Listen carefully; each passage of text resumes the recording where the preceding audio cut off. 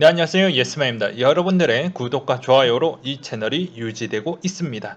영상 속도는 1.5배를 추천드리는 바이고요. 이번에도 어떤 소식이 나왔는지 같이 한번 보도록 하겠고요. 한마디만 더 말씀드린다고 하면 제가 이 중국 출장을 오게 되면서 생각보다 그래도 최대한 데일리에 대한 주요 이슈 사항을 다루고 있는데 갑자기 회사 사정으로 인해서 좀 많이 바쁜 시즌으로 돌아가게 되면 가끔씩 방송이 일부 빵꾸가 나는 부분도 약간 양해 부탁드리겠습니다. 미리 말씀을 드리는 부분이에요.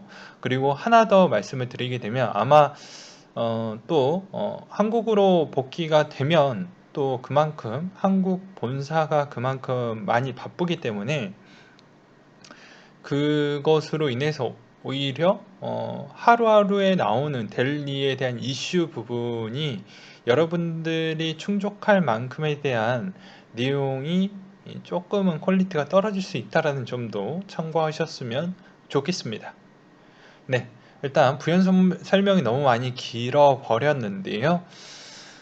뭐 어쩔 수 없죠. 뭐 저의 일단 상황을 명확하게 설명을 드려야 나중에 오해가 발생을 안 할 것 같으니까요. 네, 미국에 대한 소식을 보게 되면 연은 총재가 미국의 경제 단기간 불확실성이 직면은 했으나 중기적으로는 나쁘지 않는다 이런 이야기를 했습니다. 그렇기 때문에 이번에 그렇게 또 봤던 이유 중에 하나는 어, 여기에서도 볼 수가 있듯이 미국의 존슨앤존스 자사의 백신이 미국에서 72% 평균 66% 예방 효과를 봤다라고 발표가 나왔기 때문입니다.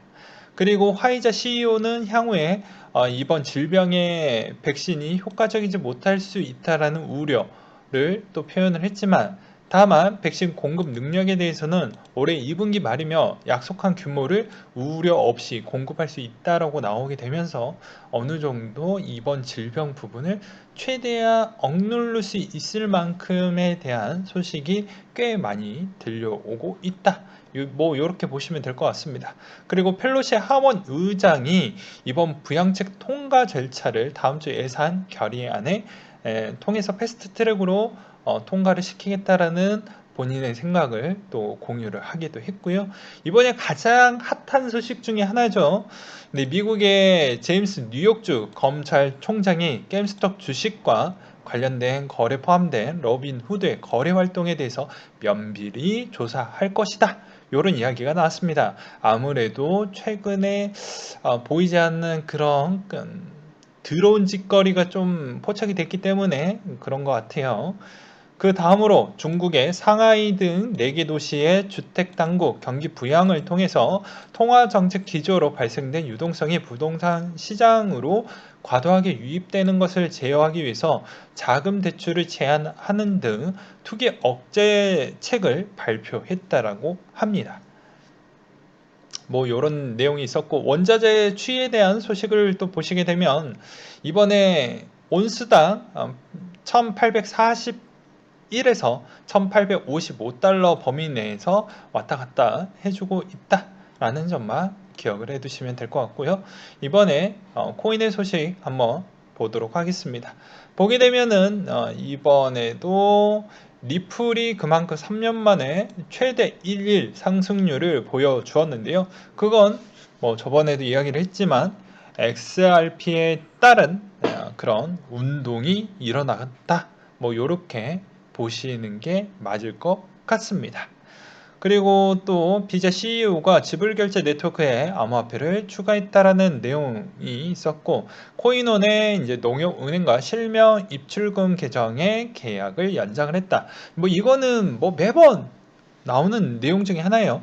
매 년마다 전반기 후반기 해서 라이센스를 연장을 해야 되기 때문에 특별한 변수에만 신경을 쓰시면 될 것 같습니다. 그래서 웬만하면 4대 거래소가 이 라이센스가 뺏긴다라는 그런 소식이 만약에 들린다라고 하면 조금은 신경을 써야 되는 내용 중에 하나겠지만 그렇지 않았을 경우에는 그냥 그런가 보다 라고 하고 넘어가시면 될 것 같고요. 람다 256에서 파트너스데이 온라인에 대한 내용이 뭐 진행이 된다. 뭐 이런 부분이 또 눈에 들어오고요.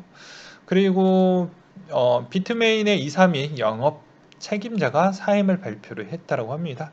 뭐 구체적인 내용은 아직 나오진 않고 있어서 나오게 되면 제가 또 준비를 해서 설명을 드리도록 하겠고요.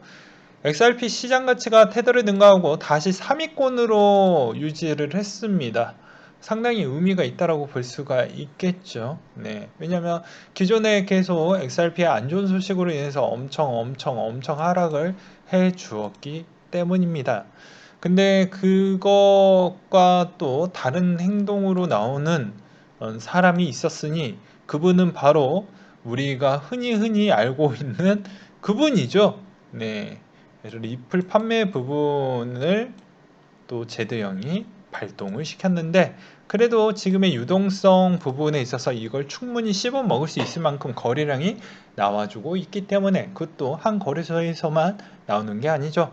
여러 군데에서 같이 나와주고 있기 때문에 그만큼 이 소화 물량이 그렇게 무겁지 않다라고 볼 수가 있게 되는 것입니다. 그래서 이 물량이 나왔음에도 불구하고도 지금의 시장은 뭐 당연히 시세는 약간의 차이는 있겠지만 한때 장중에 얼마까지 갔었냐가 중요하겠죠. 50%가 넘는 부분이고 800원대를 잠깐 찍는 현상이 나와줬고 이거 자체도 되게 웃긴 게 비트가 오히려 많이 올라가지 않으면서 어떠한 현상이 또 일어났었냐.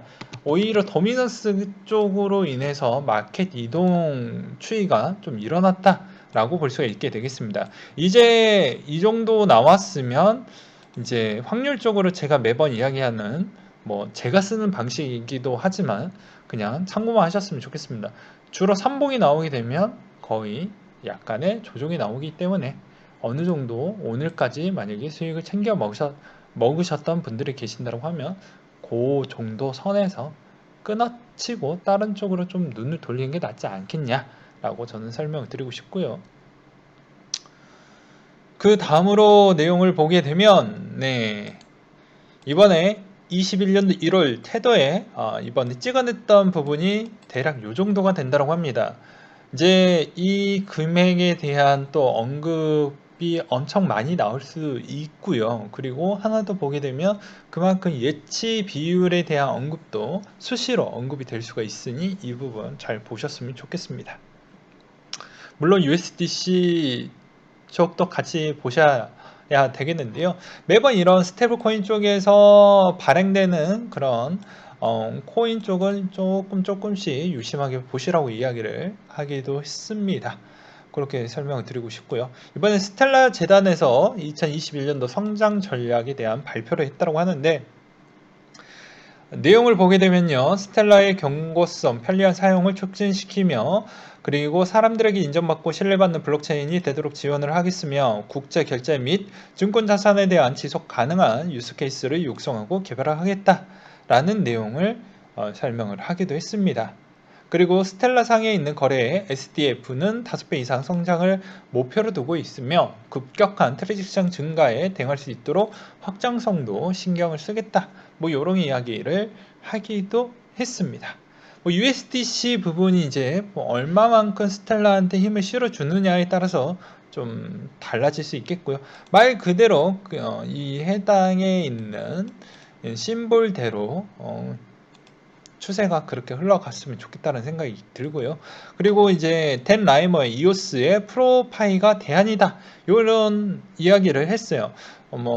댄 라이머가 본인의 SNS를 통해 가지고 자꾸 이오스에 대한 그런 이야기를 많이 풀고 있는데 이게 어떻게 보면 좋은 모습일 수도 있겠지만 어떻게 보면 자꾸 떠나간 친구가 자꾸 혼수 돋는 그런 느낌도 들기도 하죠. 일단은 현 상황에서 보게 되면 이오스는 무조건 이번 디파이 부분에 대해서 더 많은 성과를 보여줄 필요성은 있을 것 같습니다.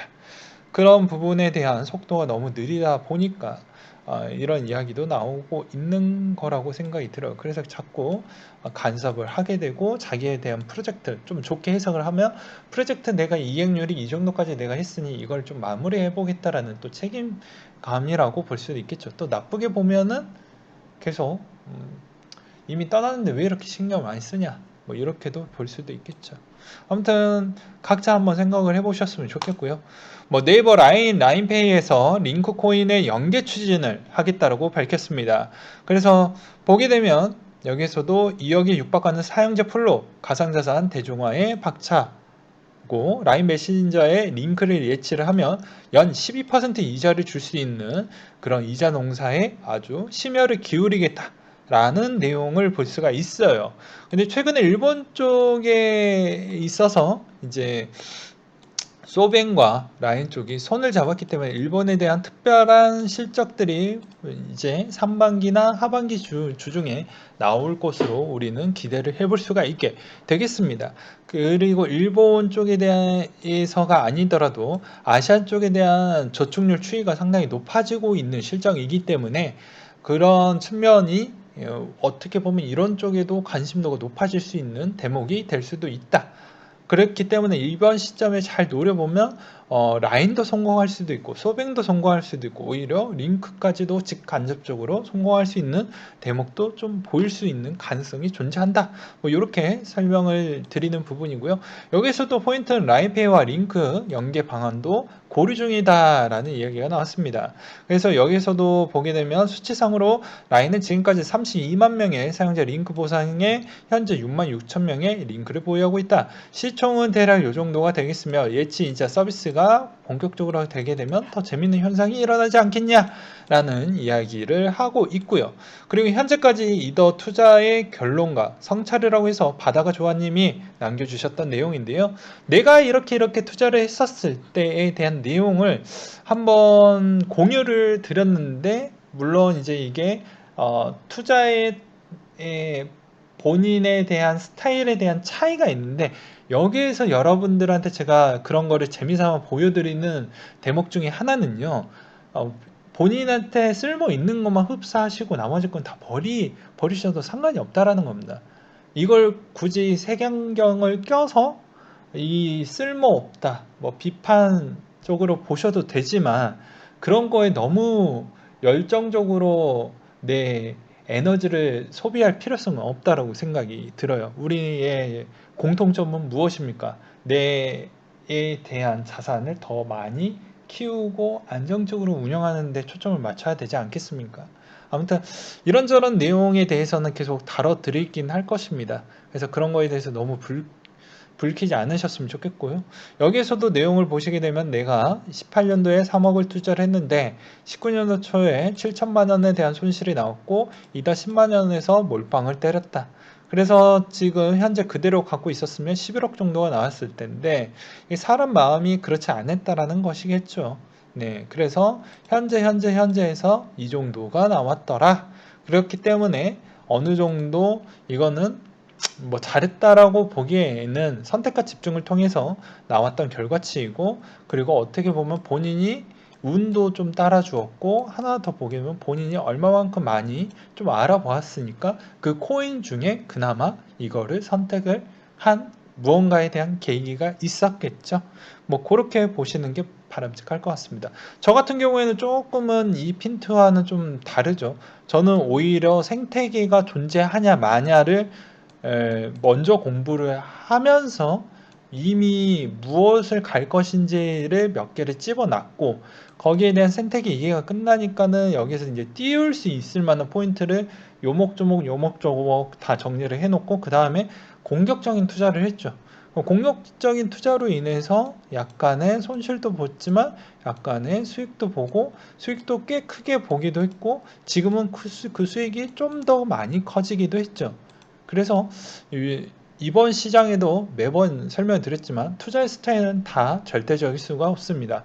다 다르기 때문에 이 호가를 누군가는 채워주고 누군가는 호구가 되는 그런 시스템이지 않을까요? 저는 그렇게 생각이 들더라고요. 아무튼 그렇게 좀 보셨으면 좋겠고요. 그리고 또 넘어가서 또 쭉쭉 넘어가도록 하겠습니다. 테슬라 CEO가 나는 비트코인 지지자라고 이야기를 했습니다. 이거는 뭐 테슬라 편을 따로 만들어 놨기 때문에 그걸 참고하셨으면 좋겠고 요약을 하게 되면 테슬라가 뭐 계속 똑같은 이야기이지만 핀테크 쪽하고에 대한 CEO나 그 회사와에 대한 관계도가 있다. 그리고 어떻게 보면 기존의 머스크 형이 비트코인 쪽에 대한 관심도가 상당히 많았고, 그리고 기존의 핀테크 쪽에 또 업종에도 담아져 있고, 거기에 따른 또 인맥적 관계가 있기 때문에 이해관계로 인해서, 친문적 관계로 인해서 그게 약간씩 언급을 좀 한 부분이 있다. 그리고 하나 더 보게 되면은 여기에서 추종자들한테 여러 가지 픽을 좀 많이 줬죠. 네, 픽을 많이 줬습니다. 그렇게 저는 보고 있는 실정이고, 앞으로 여기에는 이 비트코인의 추종자들 외로 테슬라 투자자들이 언제든지 비트코인 쪽으로 갈 수 있는 그런 게이트가 열렸다라고 보고요. 오히려 또 코인을 하고 계시는 분들이 이 친구 정말 마음에 든다라고 해서 오히려 또 이제 팬은 또 새로운 유저 팬들이 많이 생길 수 있는 가능성을 또 만들어 놨기 때문에 언제든지 테슬라 주식을 살 수 있는 그런 또 루트가 만들어졌다라고 저는 생각이 듭니다.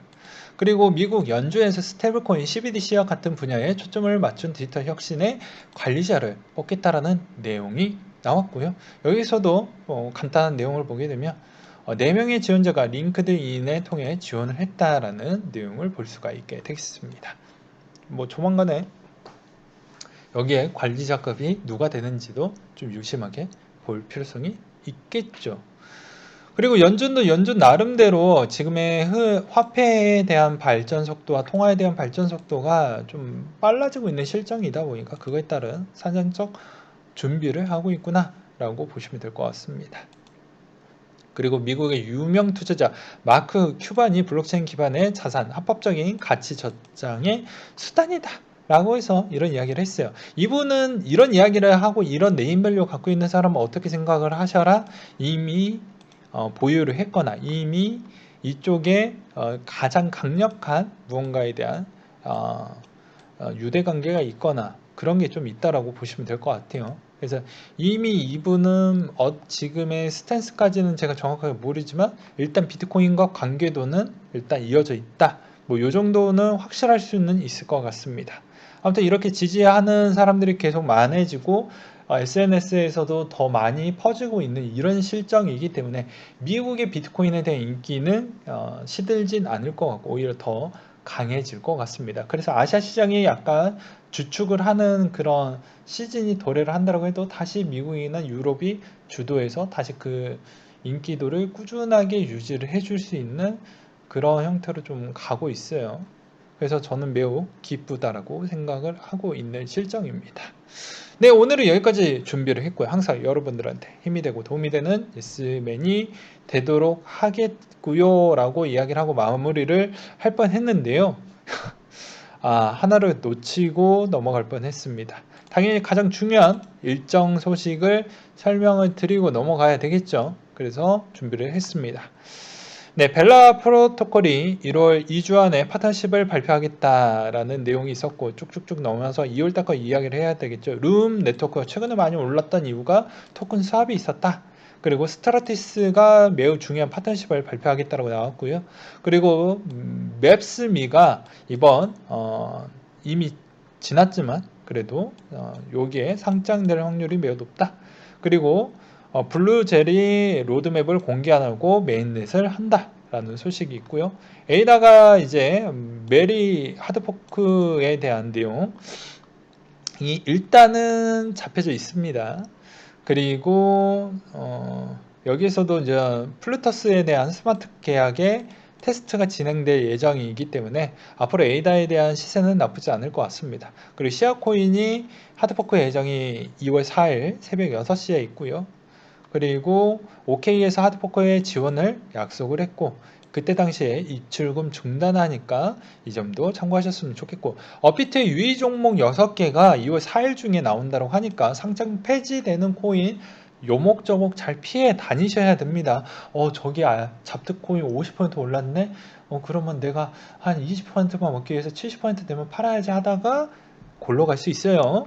네, 그 부분. 그리고 런치풀 되는 코인이 하나가 있고요. 그리고 드디어 선물 출시 8일, 뭐 얼마 안 남았죠? 그리고 중국의 춘절 시즌인데 이미 대응 잘 하라고 설명을 드리기도 했습니다. 여기서 이제 달력을 보면서 제가 이제 중국에 있으니 이런 것도 팁으로 알려드리는 부분이 되겠죠. 여기에서는 이제 중국의 연휴는 깁니다. 7일간 길고 여기에서 좀 더 쉬고 싶은 사람 좀 더 쉴 수가 있어요. 그거는 일단은 그러하고요. 그리고 회사 내규에 따라서 약간씩 차이점은 있습니다. 그래서 다 똑같이 쉰다 이런 부분은 조금은 차이가 있어요. 그 대신 설날 때는 다 쉽니다. 설날 전후로는 거의 다 쉰다라고 보시면 돼요. 단 기간이 좀 길어지냐 적어지냐 차이겠죠.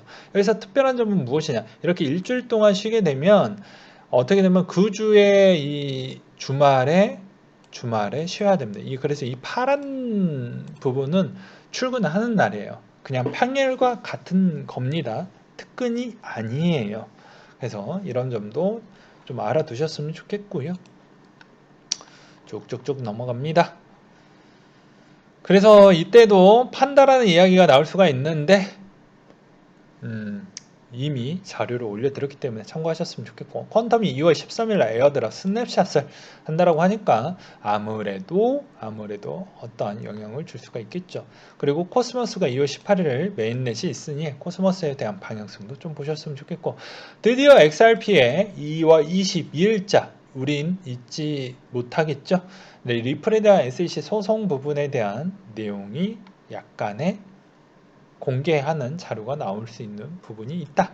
그리고 네오의 1분기에 메인넷 런칭이 있다라는 거 부분 정도로 오늘 마무리 해보도록 하겠습니다.